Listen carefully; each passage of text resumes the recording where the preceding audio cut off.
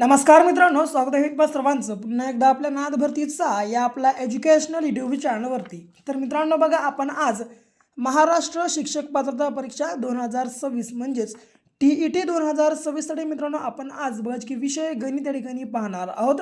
मित्रांनो बघा, एकदम बघायचे की गणिताचे PYQ प्रश्न म्हणजेच मित्रांनो बघायचे की प्रिव्हियस इयर क्वेश्चन्स बघायचे की आपण आज पाहणार आहोत. म्हणून मित्रांनो आपला हा आजचा जो काही संपूर्ण भाग आहे या ठिकाणी शेवटपर्यंत अवश्य अभ्यासून घ्या. आणि नवीन असाल तर बघा आपल्या चॅनलला मित्रांनो तुम्ही आत्ताच या ठिकाणी सबस्क्राईब मात्र नक्कीच करून घ्या. ओके, आता मित्रांनो बघा, महत्त्वाचं म्हणजे काय तर 100% परीक्षेत मित्रांनो येणारी ही आपली आजची प्रश्नसंच असणार आहेत. म्हणून हे संपूर्ण प्रश्नसंच नोट डाऊन करून घ्या. ओके, आता प्रश्न पहिला बघा, जे की कशा रीतीने आपल्याला सोडवायचा आहे. बघा, पहिला प्रश्न वाचवा. हरीने रोज 5 तास याप्रमाणे 8 दिवस काम केले. रामने 4 तास प्रमाणे 12 दिवस काम केले. दोघांनी मिळून 880 रुपये मजुरी कमवली. तर रामला मिळालेली मजुरी किती? ओके, आता बघा जे की प्रश्नाचं उत्तर या ठिकाणी कसं काढू शकतो. बघा मित्रांनो, या ठिकाणी जे की कशा प्रकारे आपण काढू शकतो. आता हरीला आपण हेच मानू. आता हरीनं काम काय केलं आहे, 5 तास याप्रमाणे 8 दिवस काम केलं. ओके, पुन्हा रामला आपण आर मानू. तर रामनं बघा जी की मित्रांनो 4 तास याप्रमाणे 12 दिवस काम केलं. ओके, बरोबर. आता बघा 45 तास बघा जी की हरीनं काम केलं आहे आणि 48 तास बघा जी की रामनं काम केलं आहे. ओके, आता दोघांची मिळून मजुरी किती आली, 880 रुपये. ओके, म्हणून खाली काय करतो, वरी घेतो 880 आणि बघा जी की खाली घेतो दोघांचं काम. जे की हरीचं काम 40 प्लस रामचं काम 48. ओके, आता पुढे बघा, बरोबर हे 880 छेदामध्ये 40 प्लस 48 किती झाले बघा जी की 88. ओके, आता जर समजा मी 88 ने 880ला जर भागलो, 88 कट म्हणजे जवळपास आले किती, 10% आले. ओके, आता 10 आले. तर आता विचारलं आहे का आपल्याला, तर रामाला मिळालेली मंजुरी किती. तर मित्रांनो बघा, आता रामनं किती तास काम केलं आहे, तर बघा जी की मित्रांनो या ठिकाणी रामनं केलं आहे 48 तास काम. ओके, रामनं किती तास केलं, तर 48 तास काम केलं आहे. म्हणून काय करू आपण, हे 10 गुणाकारात घेऊ रामची 48 तास. आता 48 एक 48 आणि समोरचा एक शून्य जवळपास म्हणजे किती, तर 480 रुपये बघा जी की क्रमांक मित्रांनो या ठिकाणी आपल्या प्रश्नाचं उत्तर असणार आहे. ओके, तर मित्रांनो या पद्धतीने बघा की आपण एकदम सोप्या ट्रिकनुसार बघा की एकदम काही सेकंदामध्ये प्रश्नाचं उत्तर काढू शकतो.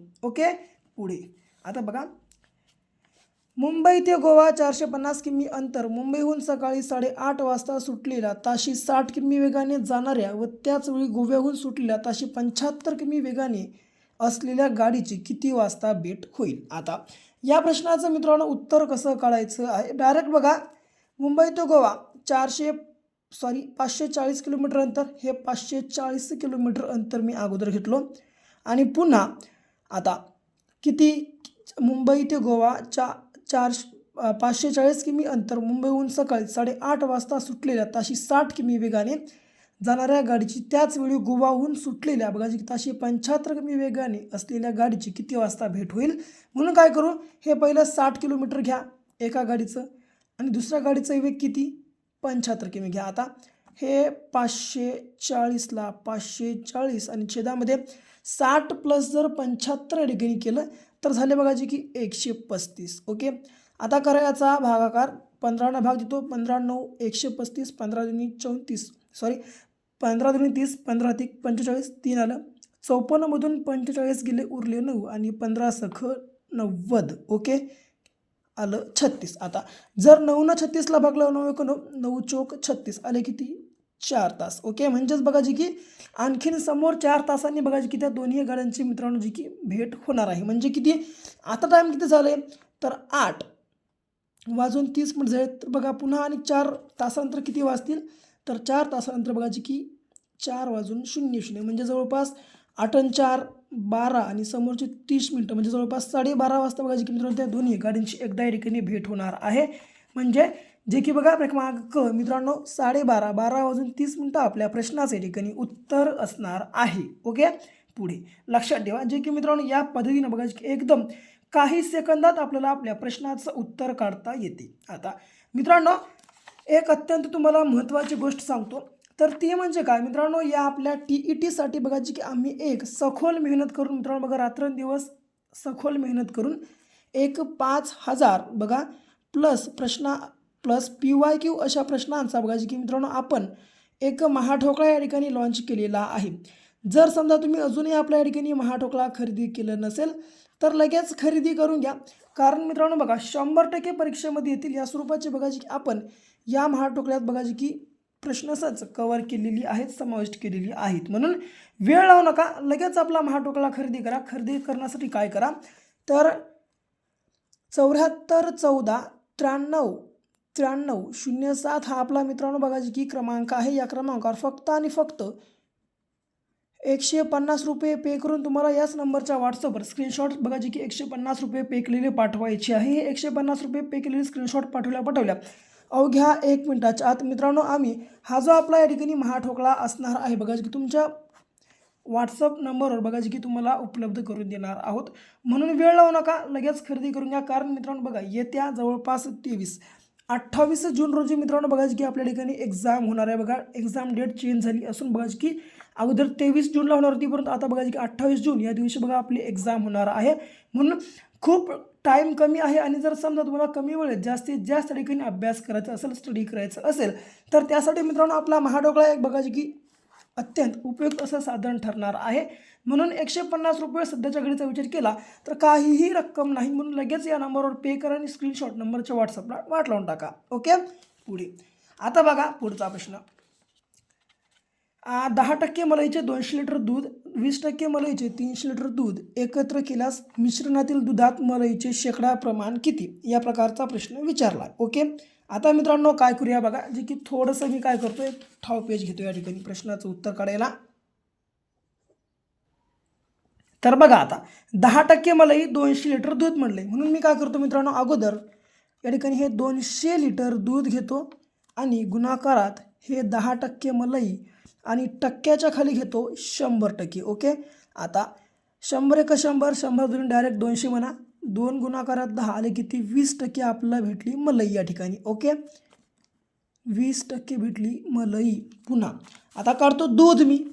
आता बघा जी की मित्रांनो ओके 10% मलईचं 200 लिटर दूध, पुन्हा हेच बघा जी की 20% मलईचं 300 लिटर दूध म्हणलं आहे. म्हणून मी काय करतो मित्रांनो हे 300 लिटर दूध घेतो, गुणाकारात हे 20% मलई घेतो, 20% मलईच्या खाली घेतो 100%. आता 100 एक 100 100 ती 300, 3 गुणाकारात 2 झाले किती 60. ओके, आता आलं हे 60. आता बघा पुन्हा काय करायचं, आता एकूण मलई आता 2 प्रकारची आपल्याला मलई भेटलेली आहे. आता बघा आपण काय करू एकूण मलई या ठिकाणी काढून घेऊ. ओके, आता एकूण 1 मिनटं एकूण मलई ओके बरोबर या ठिकाणी भेटली 20%, या ठिकाणी भेटली 60%, टोटल किती झाली 80. ओके, आता झाली 80%. ओके, कळलं. आता मित्रांनो बघा पुन्हा आता एकूण दूध आता आपण काढून घेऊ. आता हे एकूण दूधही काढून घेऊ की आता एकूण दूध किती हे 200 लिटर दूध प्लस हे 300 लिटर दूध. आता 200 + 300 केलं झाली किती 500. ओके, म्हणजेच जर मित्रांनो हे जर 500 लिटर दूध हे 80% असेल तर एकूण टोटल गुण दूध हे बघा की किती टक्के या ठिकाणी असणार आहे. ओके, एकूण बघा की मित्रांनो या एकत्र दूध केल्यास त्या मिश्रणातील दुधात मलईचे शेकडा प्रमाण किती. आता एकूण मलई किती आपल्याला भेटली तर 80% भेटली. ओके, तर आता एकूण मलई काढण्यासाठी काय करू या ठिकाणी हे दूध बघा की 100% घेतलं. आता बघा याचा करू आपण तिरपा गुणाकार, म्हणजे बघा की आपल्याला एकूण मलई किती आहे ते भेटून जाईल. आता हे 500 हे 100 गुणाकारात 100 गुणाकारात 80 आणि छेदामध्ये हे आले 500. ओके, आता हे 200 कॅन्सल आहे, 200 कॅन्सल, 5 एक 5 5 एक 5 उरलं किती 3 आणि 5 सख 30 म्हणजे जवळपास 16% बघा जी की मित्रांनो मलई या दुधामध्ये असणार आहे.